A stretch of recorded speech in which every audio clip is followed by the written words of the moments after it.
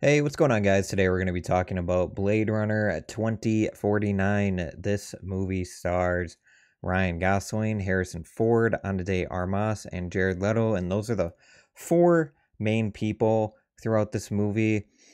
I've been wanting to do this review for a while now because I watched it a few weeks ago on HBO Max. That's where you can watch it if you have HBO Max. Go check it out. I'm highly suggesting it already. And the reason I've been wanting to review this is because it's one of those movies that I feel like is visually just amazing. The cinematography is off the charts, crazy good, and nobody can tell me otherwise. This movie is the sequel to the original Blade Runner from 1982,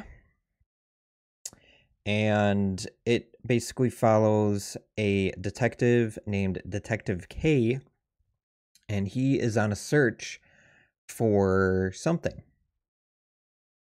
I won't explain exactly what it is, but essentially, well, I guess I could. He's searching for a child. And this child basically holds a greater path to the future, you could say. That's essentially what they're going for. And so you follow in the footsteps of Ryan Gosling for the whole entire movie. I mean, it's one of those things where Harrison Ford, if you're expecting Harrison Ford to be in this movie, you gotta wait about, I think it's like around an hour or so before you really see him in the movie.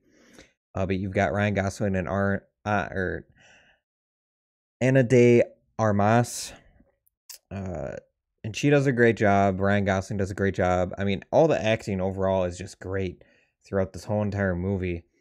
This movie is one of those movies where if you're a film critic like myself, you'll enjoy it. But at the same time, if you're just a casual viewer, you're gonna really enjoy this movie because, like I said, I can't push this enough. The visuals in this movie are incredible. They're off the just off the walls. Just it's the most visually appealing movie I've seen in an extremely long time, and I wouldn't doubt if it's one of the most visually appealing movies I've seen. Uh, I like the visuals because it's very dark, but at the same time, you've got a lot of bright things going on because it's the future, and so there's a lot of LED lights on the skyscrapers. There's holograms, stuff like that. It's just very bright, but at the same time, it's dark because the whole entire movie is dark except for there's a part in the movie where Ryan Gosling has to go to a different location other than Los Angeles, and that part, it's very bright. So it's either very dark with bright colors in the darkness, or it's just very bright. And they do a very good job at that, especially when it comes to shadows and stuff like that. Shadows are one of those things where if you can get it right and everything like that, it just overall it sets the tone for the movie itself. The acting in this movie is great. Ryan Gosling did a great job at acting. Harrison Ford did a great job too. I mean, everyone just did a great job overall at the acting. I really enjoyed Jared Leto's acting and dialogue that he did in this movie because it's very well done. It's just him talking. There's nobody talking over him and stuff like that. And it has to do with his character and the amount of power that his character has.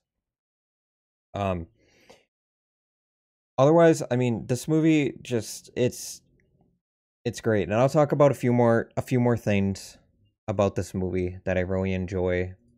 As you can see here, this is one of the scenes where it's very bright, it's very orange, it's got some good color to it, and they take use of it in every way, shape, or form. This movie is one of those movies where you need you need to watch it when it's nighttime. Like you have to be in a dark room. And I'm sure a lot of people are saying, well, yeah, I mean, I usually watch all my movies when it's completely dark. Uh like me, I watch a lot of movies and during the daytime too, but this is one of those movies where you need to watch it when it's nighttime out because it just sets tone for this movie. Um, but yeah, the plot of this movie is, I would say, really well done. I feel like I'm not trying to scare people away from the plot of this movie, but when it comes to this movie itself, it there's a lot of points in this movie where it's very drawn out. I think there's a scene that they're in one room for, I want to say, at least 10 minutes or more, and it's just the two characters talking back and forth with each other, mainly the one character. He's just talking, and that's it.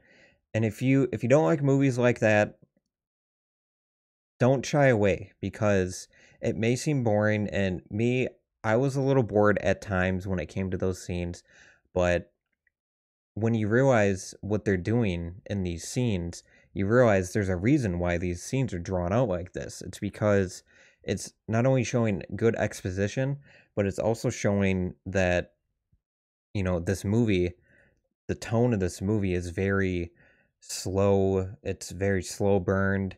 It's very dark. It's sort of gritty at times. And that's what makes this film so great, is the fact that it is a cinema film. It's one of those films where there's nothing wrong with this film at all. I feel like it's very, very polished throughout the whole entire movie, from dialogue, from score, and especially cinematography. Like I said, I can't push it enough. The cinematography is off the walls, incredible in this movie. So for this movie, I have to give it a 5 out of 5. Uh, it's just go fucking watch it. That's all I can say. Just go watch it because it's an incredible movie, and you can really tell in this movie that even back in 2017, they were doing this stuff and making it look this good. So it just gives you sort of a bright feeling, like, what can the future hold and what can the future do that is better than this movie? I honestly can't think of what they could possibly do to make a movie better than this. Now, hold up. I'm not saying that it's the best movie ever made. I'm not saying that. I'm just saying that this movie, for, I would say, the 2010s, is probably one of the best movies I've seen, because me, I'm a sucker for movies that look really well done. And when it comes to cinematography, the look of a movie is really everything. It's either you got it, or it's sort of in the middle, or it just looks like shit the whole entire movie. But with this movie, it is polished. It's flawless in what I would say a movie should be. So go out, watch this movie on HBO Max if you've got it. Go out, if you see it on the shelf at Best Buy or Target or Walmart, pick it up, because it's one of those movies that's worth having in your film collection. So thank you so much for watching this review of Blade Runner 2049. If you want to get in contact with me, ask me any questions, anything like that, my Twitter is linked down below. If you want to support me, please give this video a like. It greatly helps spread this review around to other people so they can see how great this movie is and get a perspective from one person and get an idea of what this movie is about. And if you really want to support me, my Patreon is linked down below.